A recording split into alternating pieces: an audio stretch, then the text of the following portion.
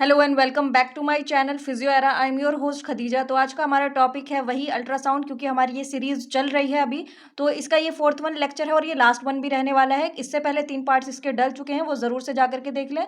सब डिटेल में आपको अच्छे से एक्सप्लेन किया गया है, उन्हें ज़रूर देखें। ठीक है, अगर पहली बार आप इस चैनल पर आए हो तो आप हमारे चैनल को सब्सक्राइब ज़रूर करें, वीडियो का एंड तक ज़रूर। आप जो हैं इसके नोट्स अगर चाहते हैं तो आप इसके नोट्स ले सकते हैं हमारे टेलीग्राम चैनल पर। ठीक है, फिजियो एरा के। तो अब हम बढ़ते हैं अपने टॉपिक की तरफ। जो फर्स्ट हेडिंग है वो रहने वाला है methods of application. Methods of application क्या क्या रहेंगे जब आप अल्ट्रासाउंड अप्लाई कर रहे हैं। तो देखते हैं फर्स्ट पॉइंट में ये है कि एरिया जो आप ट्रीट कर रहे हो वो कैसा होना चाहिए, free from cut, wound and rashes और स्किन डिजीज। यानी जिस एरिया को आप ट्रीट कर रहे हो, जिस पे आप अल्ट्रासाउंड यूज़ करने वाले हो, अप्लाई करने वाले हो, उस एरिया पे आपको देखना है कि वहाँ पे कोई कट तो नहीं है, वहाँ पे कोई जख्म तो नहीं है, रैशेज तो नहीं है पेशेंट को, या वहाँ पे उसे कोई स्किन डिजीज़ तो नहीं हो रहा, सपोज फंगल इन्फेक्शन वगैरह। तो ये सब चीज़ें चेकआउट करनी है आपको।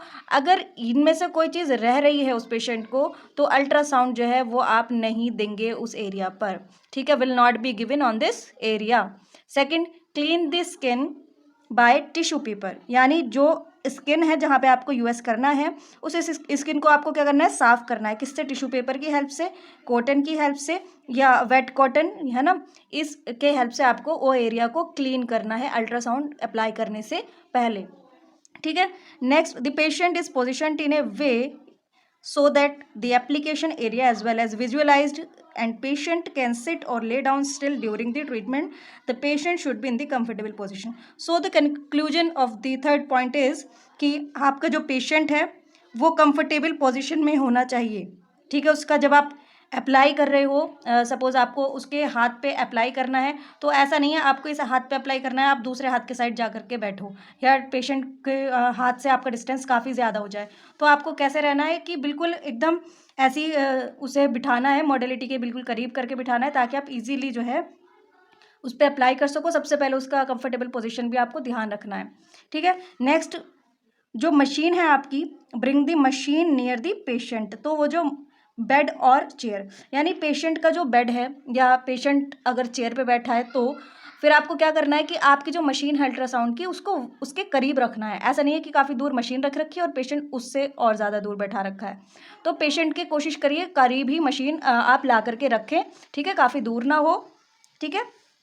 In case language, brief the patient about treatment and what you are going to do by the machine. Technical and mechanical terms should be avoided while briefing. ठीक है, तो easy language में आपने पेशेंट को समझाना है। ठीक है, कि आप क्या करने वाले हो। ठीक है, आप क्या करने वाले हो और ये मशीन के ज़रिए आप उससे कैसे ट्रीटमेंट देने वाले हो, ये सब आपको एक्सप्लेन करना है ईजी लैंग्वेज में। ईजी में कैसे? टेक्निकल और मैकेनिकल टर्म्स जो हैं वो आप अवॉइड करोगे जब आप समझा रहे होंगे। सपोज आप ये नहीं कहोगे, अगर कोई पेशेंट आ गया, वो ज़्यादा पढ़ा लिखा नहीं है या बहुत एजिड है, उसने बिल्कुल पढ़ाई वढ़ाई नहीं की है, या फिर उसका बैकग्राउंड ऐसा है कि उसे कुछ मेडिकल और टर्म्स का नहीं पता है या टेक्निकल टर्म्स का नहीं पता है, आप उसके सामने अल्ट्रासाउंड बोलोगे, है ना, आप उसके सामने नी, हिप, एल्बो, ये सब टर्म्स यूज़ करोगे तो उसको समझने में प्रॉब्लम होगी। तो आप कोशिश करें ज़्यादा से ज़्यादा इन टर्म्स को इग्नोर करके उसके खुद के लैंग्वेज में ही आप एडेप्ट करके उसको समझाएं कि आप क्या करने वाले हो या ये मशीन क्या करेगी उसके बॉडी पर। Next, good quality coupling medium should be placed on the application area. यानी गुड क्वांटिटी रखनी है, काफ़ी अच्छी खासी तादाद में आपको कपलिंग मीडियम जो है जिस एरिया को ट्रीट कर रहे हो वहाँ पे डालो। ऐसा नहीं है कि बिल्कुल थोड़ा सा कपलिंग मीडियम डाल दिया या बहुत ज़्यादा ही कपलिंग मीडियम आपने डाल दिया। तो एक गुड क्वांटिटी में रखो। ठीक है, सफिशिएंट रखो। Next, activate the machine and set the timer and intensity after keeping the transducer on the skin of the patient. ये बहुत इंपॉर्टेंट है, मैंने पहले भी बताया था कि जब आप एक्टिवेट कर रहे हो मशीन को और सेट करोगे, तब टाइमर जो सेट करोगे ना, तो और इंटेंसिटी जो सेट करोगे वो आपको तब सेट करनी है जब आपको ट्रांसड्यूसर हेड पेशेंट की स्किन पे रख दिया है। यानी पेशेंट की स्किन पे ट्रांसड्यूसर हेड रखने के बाद आपको तब वो स्टार्ट करनी है, क्या इंटेंसिटी सेट करनी है या टाइमर सेट करना है, उससे पहले नहीं करना है। ठीक है, और ये फिनोमिना मैं पहले डिस्कस कर चुकी हूँ कि क्यों नहीं करना है। जिन्होंने पहला लेक्चर ले लिया है वो मुझे कमेंट सेक्शन में इसका बताएं आंसर कि मैंने आपको क्या एक्सप्लेन किया था, क्यों नहीं करना है। ठीक है। नेक्स्ट हमारा पॉइंट है, ultrasound are being delivered into tissue now keeping the head of the transducer head at 90 to the patient's skin and make small circular movement throughout the treatment। तो अल्ट्रासाउंड जब आप टिश्यू पर दे रहे हो transducer head के through, तो आपको transducer head को पेशेंट की स्किन पे कैसे रखना है, 90 डिग्री के एंगल पे रखना है, सब ऐसे 90 डिग्री के एंगल पे रखना है, ना कि ये 45 15 कुछ नहीं, सीधा रखना है आपको, प्लेस करना है ट्रांसड्यूसर हेड पेशेंट की स्किन पे, और उसे मूव कैसे करना है, स्मॉल सर्कुलर मूवमेंट्स में। ठीक है, पूरे ट्रीटमेंट में आपको कैसे उसको अप्लाई करना है, सर्कुलर मूवमेंट के थ्रू आप उसको मूव करते रहोगे और 90 डिग्री पे रखोगे, किसको, ट्रांसड्यूसर हेड को। ठीक है, नेक्स्ट क्या है, the head should be in the contact with the skin well, यानी जो हेड है ट्रांसड्यूसर हेड वो अच्छे से कांटेक्ट में होना चाहिए स्किन के। ऐसा नहीं है कि वो हेड जो है ऐसे उठ रहा है, जब आप उसे अप्लाई कर रहे हो वो उठ रहा है, इधर को उठ रहा है। ठीक है, तो ऐसा ना हो, वो कैसे हो, प्रॉपर कांटेक्ट में होना चाहिए, और उस पर सफिशिएंट क्वांटिटी का कपलिंग मीडियम भी आपने रखना चाहिए। ऐसा नहीं है कि कम रख रखा है। और अगर आपका कपलिंग मीडियम जो है ज़रूरत है, आपको लग रहा है कि आपने ओफो कम डाल दिया, आप क्या करें, तो आप क्या करें, पहले मशीन ऑफ करें। ऐसा नहीं है कि मशीन चल रही है, आपने हेड हटाया, ट्रांसड्यूसर हेड हटाया और कपलिंग मीडियम डाला और फिर से हेड जो है वहाँ पे रख के शुरू हो गए, नहीं, पहले ऑफ करो उसे, फिर एड ऑन करो जेल अपना या कपलिंग मीडियम, फिर दोबारा से मशीन स्टार्ट करो शुरू से, और फिर आपको ट्रीटमेंट करना है। और ये पॉइंट आप बिल्कुल मिस मत कीजिएगा, क्योंकि आपका इससे पेशेंट को बर्न के चांसेस या फिर जो है उसके टिश्यू डैमेज हो सकते हैं। आप जो मतलब ये थोड़ा बहुत जो छोटी छोटी चीज़ें इनको ध्यान नहीं रखोगे तो। नेक्स्ट है इसके इंडिकेशन। इंडिकेशन क्या होते हैं, इंडिकेशन होते हैं कि हम किन कंडीशंस में अल्ट्रासाउंड थेरेपी का इस्तेमाल कर सकते हैं। तो सबसे पहला पॉइंट है, कुछ एक्यूट और क्रॉनिक मस्कुलोस्केलेटन रिलेटेड कंडीशंस हैं, उनमें हम इस्तेमाल कर सकते हैं किसका, अल्ट्रासाउंड का। ठीक है, जो हमारी मसल्स और स्केलेटन से रिलेटेड कंडीशंस हैं। तो मायोसाइटिस, इन्फ्लामेशन इन मसल, ये मैंने आपके लिए की पॉइंट्स तैयार किए हैं, इसके थ्रू हम लेके चलेंगे इंडिकेशंस। ठीक है, ये रहे। तो सबसे पहला है मायोसाइटिस, यानी इन्फ्लामेशन इन मसल, अगर आपकी मसल में इन्फ्लामेशन है तब आप यूज़ कर सकते हैं। फाइब्रोसाइटिस, आपके फाइब्रस कनेक्टिव टिश्यू में इन्फ्लामेशन है तब आप इसका यूज़ करेंगे। कैप्सुलाइटिस में इन्फ्लामेशन ऑफ कैप्सूल या जॉइंट कैप्सूल। बर्साइटिस की कंडीशन में आप इसको यूज़ कर सकते हो, जब आपकी बर्सा सैक में इन्फ्लामेशन या इरिटेशन हो रही हो। टेंडेनाइटिस, यानी टेंडन में जब इन्फ्लामेशन हो रही हो। टीनोसाइनोवाइटिस, यानी स्वेलिंग रह रही हो या फिर इन्फ्लामेशन रह रही हो टेंडन पे, या आप कह सकते हैं कि आपकी जो इन्फ्लामेशन है, ठीक है, आपके जो टेंडन के सराउंडिंग्स पे साइनोवियल मेम्ब्रेन होती है, अगर उस साइनोवियल मेम्ब्रेन में और टेंडन में दोनों में इन्फ्लामेशन हो रही है तो आप उसको यूज़ कर सकते हो। टीनोसाइनोवाइटिस की कंडीशन होती है ये।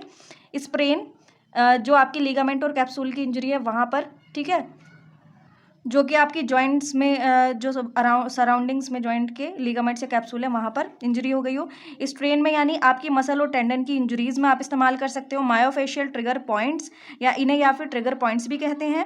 ये क्या होते हैं, हाइपर इरिटेबल पॉइंट्स होते हैं, यानी सपोज मेरे यहाँ पे प्रॉब्लम है, तो मेरे इस पूरे हाथ में प्रॉब्लम है, पर कोई एक ऐसी जगह है जहाँ पे मैं जब प्रेशर दे रही हूँ तो वहाँ पे मुझे पेन ज़्यादा फील हो रहा है, यानी यहाँ पे प्रेशर दे रहे हैं तो कोई पेन नहीं आ रहा, यहाँ प्रेशर दे रहे हैं तो पेन आ रहा है। तो ये जो है ये क्या है, ट्रिगर पॉइंट है, जहाँ पे प्रेशर देने से ये ट्रिगर हो रहा है पेन। ठीक है, मसल स्पाज्म, यानी पेनफुल कॉन्ट्रैक्शंस और टाइटनेस हो जाना आपकी मसल्स में, यानी आपकी जो मसल्स हैं उनमें क्या हो गया, वो ज़्यादा कॉन्ट्रैक्ट हो गई हैं, टाइट हो गई हैं, और वो इतना ज़्यादा टाइट हो गई कि वो पेन जो है वो कोज कर रही हैं, तो वो कंडीशन होती है मसल स्पाज्म की वहाँ पे। नेक्स्ट कार्पल टनल सिंड्रोम, ये मीडियल नर्व कंप्रेशन भी बोलते हैं, आपकी जो मीडियल नर्व है वो कंप्रेस्ड हो जाती है किसी वजह से, जिसकी वजह से आपके हाथ में और मतलब ये पूरे आर्म में और हाथ में क्या रहता है, नमनेस रहती है, सुनपन रहता है और सुइयां सी चुभने वाला सेंसेशन आता है, यानी टिंगलिंग सेंसेशन आता है, तो कार्पल टनल सिंड्रोम में इस्तेमाल कर सकते हो आप। न्यूरैल्जिया, ये एक तरह का पेन है जो कि नर्व डैमेज के बाद प्रोड्यूस होता है। न्यूरोमास, यानी न्यूरोमांस होता है कि नर्व टिश्यू में ज़्यादा सेल ग्रोथ हो जाना, सेल ग्रोथ भी कैसी कि अनकंट्रोलेबल, जिसको आप ट्यूमर बोलते हो, तो नर्व टिश्यूज़ में अगर ट्यूमर है या ग्रोथ हो रही है बहुत ज़्यादा, न्यूरोमास की कंडीशन है, वहाँ आप इस्तेमाल कर सकते हो। कैल्सिफिक डिपॉजिट्स, यानी आपका जो कैल्शियम है वो आपकी बॉडी में जब ज़्यादा हो जाता है तो आपकी बोनी मार्जिन्स पे क्या है, जाके इकट्ठा होने लगता है, तो वो कंडीशन जो है वहाँ पे आप उस कैल्शियम डिपॉजिट जो हो गई ये जगह, वहाँ पे आप अल्ट्रासाउंड को अप्लाई कर सकते हो। स्कार टिश्यूज़ यानी ये एक तरह के फाइब्रस टिश्यूज़ ही हैं जो कि कब फॉर्म हो जाते हैं, जब आपके नॉर्मल टिश्यू तो डिस्ट्रॉय हो गए हैं किसी डिजीज़ की वजह से या इंजरी या सर्जरी की वजह से, तो जब आपके नॉर्मल टिश्यू वहाँ डिस्ट्रॉय हो जाएंगे तो उसके बाद फाइब्रस टिश्यू यानी बहुत सारे फाइबर्स वहाँ पे आके इकट्ठा होना शुरू हो जाते हैं, तो वो होते हैं स्कार टिश्यू की कंडीशन। तो वहाँ पे आप यूज़ कर सकते हो। क्रॉनिक इंड्यूरेटेड इडिमा यानी ये स्किन का आपका डीपली वो थिक हो जाती है, मोटी हो जाती है, और मोटी हो जाने के बाद वो क्या करती है, वहाँ पे जो इडिमा प्रोड्यूस होता है वो कहलाता है आपका क्रॉनिक एंड्यूरेटेड इडिमा। तो इस कंडीशन में आप अप्लाई कर सकते हो। लास्ट ओस्टियोआर्थराइटिस है आपका डिजेनरेटिव जॉइंट डिजीज, यानी आपका जो जॉइंट है वो उसमें क्या होता है, डीजेनरेशन आने लगता है, उसकी जो स्ट्रक्चर्स हैं वो चेंज होने लगती हैं किसी भी पैथोलॉजी की वजह से या किसी भी ट्रॉमा वगैरह की वजह से। Most common type of arthritis, ये ऑस्टियो अर्थराइटिस जो है ये अर्थराइटिस का एक कॉमन टाइप भी माना गया है, इसमें आप अल्ट्रासाउंड यूज़ कर सकते हो। रेडिकुलाइटिस यानी रेडिकुलर पेन, जो पेन आपका क्या हो रहा है, रेडिएट हो रहा है, किस वजह से, आपका जो नर्व रूट है वो भिज गई है जिसकी वजह से आपका जो पेन है वो रेडिएट हो रहा है। एक पेन होता है कि बस ये यहीं पर हो रहा है, मुझे ये पेन मुझे यहीं हो रहा है। एक पेन हो रहा है कि यहाँ से चलता हुआ पूरे हाथ में आ रहा है, तो वो होता है रेडिएटिंग पेन। और वो होता है किसी भी नर्व रूट के कंप्रेशन की वजह से, तो उसको हम क्या कहते हैं, या तो रेडिकुलर पेन कह सकते हैं, रेडिकुलाइटिस। इस कंडीशन में आप अल्ट्रासाउंड यूज़ कर सकते हैं। जॉइंट कॉन्ट्रैक्चर्स यानी आपका जो शॉर्टनिंग या फिर स्टिफ हो जाना कोई भी जॉइंट का, किसकी वजह से, कि उसके आस पास की जो सराउंडिंग स्ट्रक्चर्स हैं वो टाइट हो गई हैं, जिनकी वजह से जॉइंट जो है वो कैसा, उसमें कॉन्ट्रैक्चर्स पैदा हो गए हैं, उसमें स्टिफनेस पैदा हो गई है, उसकी शॉर्टनिंग हो गई। शॉर्टनिंग से मतलब कि वहाँ पे मूवमेंट जो है वो बहुत कम हो गए हैं, है ना। इन सब में आप अल्ट्रासाउंड अप्लाई कर सकते हो। नेक्स्ट कॉन्ट्राइंडिकेशन, बुक में भी एज इट इज़ ही लिखे हुए हैं, मैं आपको दिखा दूंगी, लेकिन बस मैंने आपको समझ में आ जाए तो ये एक्सप्लेन कर दिए हैं पॉइंट्स भी, ठीक है। नेक्स्ट देखो कॉन्ट्राइंडिकेशन, ठीक है। तो कॉन्ट्राइंडिकेशन में पेरिफेरल वस्कुलर डिजीज़ लिखा हुआ है, ये उनमें आप इस्तेमाल नहीं करते हो। कॉन्ट्राइंडिकेशन होता है जिन कंडीशंस में आपको बिल्कुल इस्तेमाल नहीं करना है अल्ट्रासाउंड को। तो कौन सी है, पेरिफेरल वस्कुलर डिजीज़ में जो आपकी पेरिफेरी हैं यानी आपके हाथ और पैर, उनमें जो वेसल्स हैं, वीन्स हैं, है ना, उनमें जो डिजीज़ पैदा हो गया है उस कंडीशन में आपको अप्लाई नहीं करना है। तो इसका एक एग्जाम्पल है, या पीआईवीडी का एक एग्जाम्पल है, जैसे कि थ्रोम्बोफ्लेबाइटिस, यानी आपकी जो वेन्स हैं उनकी वॉल्स में जब इन्फ्लामेशन हो गई है और साथ ही साथ उनमें क्लॉट भी पैदा है हो गए हैं, मतलब क्लॉट भी बने हुए हैं ब्लड के, तो वहाँ आपको अप्लाई नहीं करना है। Next peripheral neuropathy, peripheral neuropathy यानी वीकनेस, नमनेस और पेन रह रहा हो, क्यों, नर्व डैमेज की वजह से। तो ऐसी कंडीशन जहाँ पे नर्व डैमेज की वजह से वीकनेस, नमनेस और पेन आ रहा हो, यानी पेरिफेरल न्यूरोपैथी में आप इस्तेमाल नहीं करेंगे। Malignancies, a medical condition to become progressively worse. Malignancy का मतलब होता है कि एक ऐसी कोई भी मेडिकल कंडीशन हो सकती है जो कि मैलिग्नेंसी में मतलब कन्वर्ट हो जाती है, यानी कि वो दिन ब दिन और ज़्यादा वर्स होते चले जाएगी। जैसे कि यहाँ पे एग्जांपल है मैलिग्नेंट ट्यूमर, यानी ट्यूमर दो तरह के होंगे, एक तो बेनाइन और एक मैलिग्नेंट। बेनाइन क्या होगा, वो एक ही जगह रहेगा, वो फैलेगा नहीं और ना वो दिन ब दिन वर्स होगा। लेकिन जो मैलिग्नेंट ट्यूमर है, ठीक है, मैलिग्नेंट ट्यूमर क्या होगा, वो दिन ब दिन वर्स होता चला जाएगा और बढ़ता भी चला जाएगा। तो मैलिग्नेंसी वाली कंडीशंस जो है, जैसे ये मैलिग्नेंसी ट्यूमर पे है, वो कहीं और मैलिग्नेंसी भी हो सकती है ना, तो वहाँ पे आप इस्तेमाल नहीं करोगे। हाई हेमोरेजिक कंट्रूजन्स पे, जैसे ब्रेन में ब्रूजेस बन गए हैं, है ना, जो कि रिकवर नहीं होते हैं। अब वो ब्रूजेस जो बन जाते हैं ब्रेन में हेमरेज की वजह से बन जाते हैं, तो वो रिकवर नहीं हो पाते हैं, उन जगहों पे आप इस्तेमाल नहीं करोगे। सो स्किन ग्राफ्टिंग मीन्स जब हमारी कोई स्किन जो है वो डैमेज हो जाती है किसी इंजरी की वजह से, तब हम दूसरी जगह से स्किन हटा करके उस पर लगा देते हैं, तो ये स्किन ग्राफ्टिंग होती है, ठीक है। तो स्किन ग्राफ्टिंग की कंडीशन में भी अल्ट्रासाउंड थेरेपी अप्लाई की जा सकती है, ठीक है। नेक्स्ट आप over metal implant, over metal implant यानी सपोज मेरे यहाँ पे मेटल इम्प्लांट हुआ है, मेरे यहाँ फ्रैक्चर हो गया और मेरे यहाँ पे जो है जॉइंट को प्रिजर्व करने के लिए मेटल इम्प्लांट करे और इन्हें जोड़ दिया, ठीक है।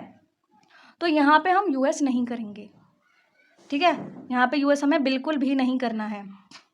जहाँ पे बायो मटेरियल यूज़ हुए हो जॉइंट के रिप्लेसमेंट के टाइम, जैसे हिप जॉइंट रिप्लेसमेंट में हमारे रोड्स वगैरह डलते हैं, तो वहाँ पे नहीं करना है, हमें उसके ऊपर नहीं करना है, ठीक है। फर्टाइल एपिफाइसिस ऑफ चिल्ड्रन, यानी फर्टाइल एपिफाइसिस क्या होता है कि जो बच्चा होता है 2 साल का, उसकी जब आप फीमर देखोगे ना तो उसकी एपिफाइसिस जो होती है और मेटाफाइसिस जो होती है वो अलग अलग होती है, किससे, फाइसिस के थ्रू। तो यहाँ पे आपको अप्लाई नहीं करना है, ठीक है। जो 2 साल के बच्चे या बच्चों की जो, क्योंकि वो बढ़ती हुई वो है, बून है, तो वहाँ आपको ये जो है अल्ट्रासाउंड अप्लाई नहीं करना है।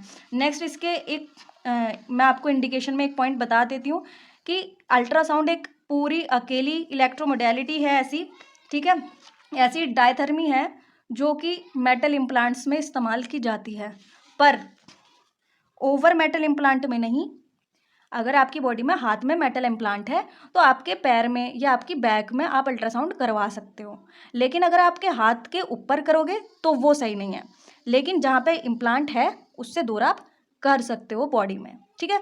तो ये एक पॉइंट था जो आपको याद होना चाहिए जब आप क्लिनिकल कर रहे हो, पोस्टिंग पे है या क्लिनिकल्स आपके स्टार्ट हो रखे हैं, तो आपको देखना है कि ओवर मेटल इम्प्लांट नहीं करना, पर मेटल इम्प्लांट से अलग जो है आप कर सकते हो, ठीक है।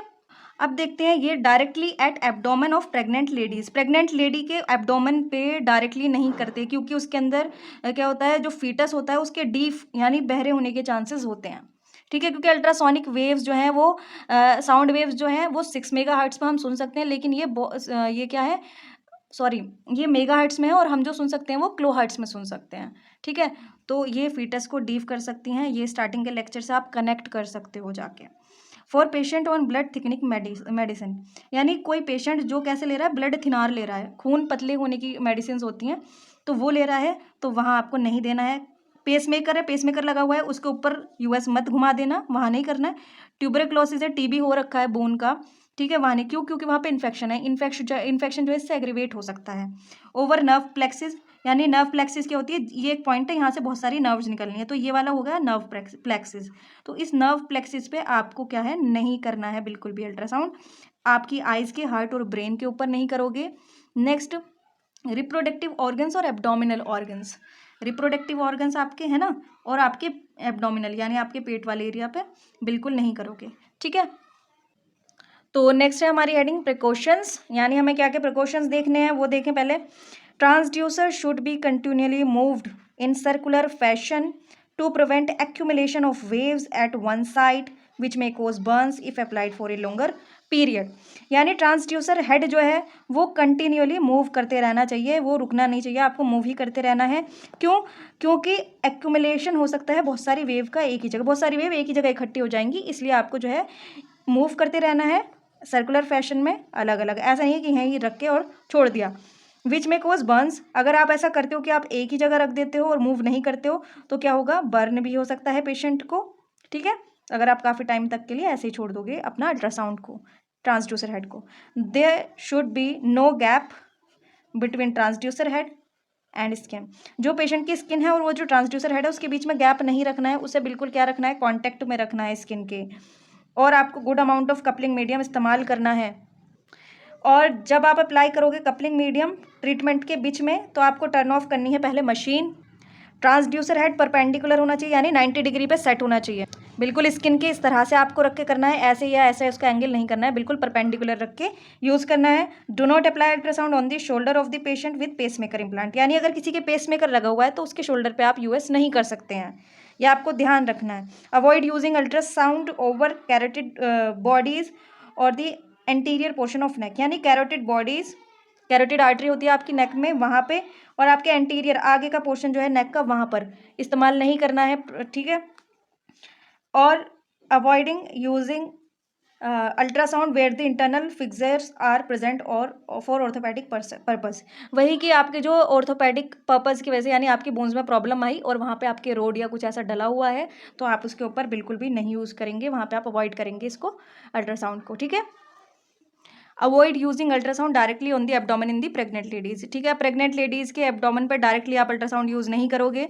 अल्ट्रासाउंड को आपको फीमेल्स के एब्डोमेन पे यूज़ नहीं करना है जो कैसी हैं, जिनके अंदर metallic intra uterine contraceptive device like copper T, यानी आईयूसीडी जो आपके डिवाइसेस होते हैं मेटेलिक डिवाइसेस, वो अगर किसी फीमेल के एब्डोमेन में मतलब इम्प्लांट है तो आप उसके एब्डोमेन पे अल्ट्रासाउंड यूज़ नहीं करेंगे, अवॉइड करेंगे। Avoid using ultrasound over the nerve plexus पे यूज़ नहीं करेंगे, सुपरफिशियल नर्व्स पे यूज़ नहीं करेंगे, जैसे कि आप अल्नार नर्व जो है उस पर एकदम से यूज़ कर दें, नहीं, ऐसे यूज़ नहीं करते हैं, ठीक है।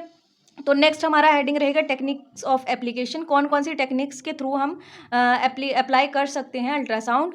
तो ये 3 टेक्निक्स दी हुई हैं, डायरेक्ट कॉन्टैक्ट, वाटर बाथ और अंडर वाटर बाथ। तो डायरेक्ट कॉन्टैक्ट देखते हैं, डायरेक्ट कॉन्टैक्ट में क्या है, on a regular skin surface a coupling medium is applied to eliminate air between the skin and the transducer and transmit the ultrasound beam to the tissues. तो आप जिस skin surface पे apply कर रहे हो वहाँ पे आप कपलिंग मीडियम लगाते हो, और क्यों लगाते हो, ताकि जो एयर है स्किन और ट्रांसड्यूसर हेड के बीच ना रहे, यानी एयर को एलिमिनेट करने के लिए आप कपलिंग मीडियम वहाँ पे ऐड करोगे, और फिर क्या होगा, आपकी ट्रांसमिट हो सकेंगी अल्ट्रासाउंड बीम से, ठीक है, अल्ट्रासाउंड वेव्स कहाँ, टिश्यूज़ तक। ट्रांसड्यूसर हेड जो है वो मूव करते रहना चाहिए स्मॉल कोसेंट्रिक सर्कल्स, यानी स्मॉल कोसेंट्रिक लगातार ऐसे सर्कल्स में, कहाँ पे, स्किन पे जो आप ट्रीट कर रहे हो जिस एरिया को, keeping the metal front pallet in full contact with this surface. तो उसकी जो मेटल फ्रंट प्लेट है ट्रांसड्यूसर हेड की, वो फुल कॉन्टेक्ट में होने चाहिए सरफेस के, ठीक है। This is suitable for areas nearly 3 times in size of the transducer head, यानी 3 times जो है वो आप साइज उसका ट्रांसड्यूसर हेड से ज़्यादा रख सकते हो, ठीक है, इतना बड़े आप सर्कल्स बना सकते हो। The machine is turned on and off while in contact with the patient. The machine is turned on and off why, तो मशीन जो है वो आपकी ऑन भी तभी होनी चाहिए जब वो पेशेंट के कांटेक्ट में आ गया है आपका ट्रांसड्यूसर हेड, और ऑफ भी आपको तभी करनी है, ना तो ऑन पहले करके और बाद में हेड रखना है, और ना ही हेड हटा दिया और ऑफ कर दी। यहीं रखो, यहीं पे ऑन करो और यहीं पे ऑफ करो, और फिर आपका हेड हटाओ या जो भी है, ठीक है। डायरेक्ट कॉन्टैक्ट मेथड जो है वो आपके 3 हो सकते हैं, मतलब डायरेक्ट कॉन्टैक्ट कैसे, स्मॉल कोसेंट्रिक सर्किल, छोटे छोटे सर्किल्स के तौर पे आप यूज़ कर सकते हो। पैरेलल मेथड, यानी ऐसे पैरेलल, फिगर ऑफ 8 मेथड में इस तरह से आप 8 बना बना के जैसे बना रहे हो उस तरह से आप रख सकते हो डायरेक्ट कॉन्टैक्ट ट्रांसड्यूसर हेड का स्किन से। तो नेक्स्ट है हमारा अंडर वाटर बाथ। इसमें क्या करना है कि आपको एक बाथ टब लेना है, एक तरह से देखिए यहाँ पे ये कैसा है, ये एक डीगैस्ड वाटर से भरा हुआ है। इसमें आपको क्या करना है कि ट्रांसड्यूसर हेड को 1 सेंटीमीटर दूर रखना है स्किन से, और इसको मूव करना है कोसेंट्रिक सर्कल्स में, और इसको फ्रंट प्लेट को जो है स्किन के बिल्कुल सामने रखना है, ताकि जो रिफ्लेक्शन है वो कम से कम हो, ठीक है।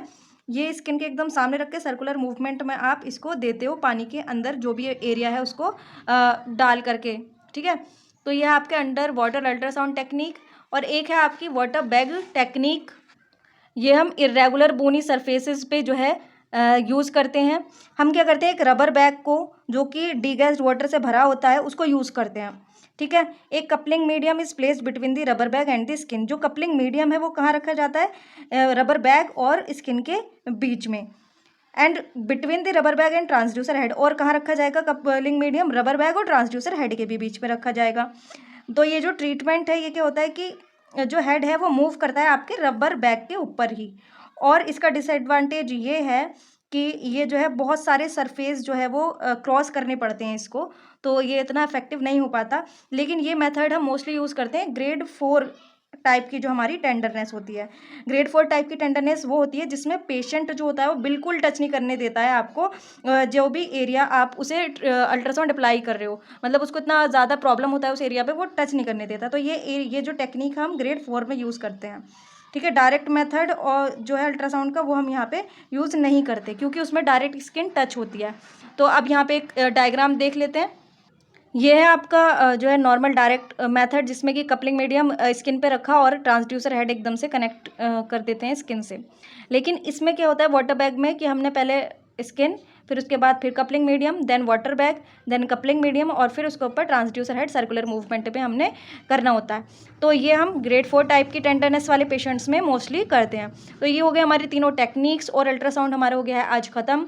तो अगर आपको ये वीडियो इन्फॉर्मेटिव लगी हो तो आप इस वीडियो को ज़रूर से लाइक करें, हमारे चैनल को सब्सक्राइब करें, आने वाली वीडियोज़ के नोटिफिकेशन आपको मिलते रहें तो आप बेल आइकन ज़रूर हिट कर दें, और हमारे साथ ऐसे ही हमारे चैनल को सपोर्ट करते रहें। And thanks for watching guys, thank you.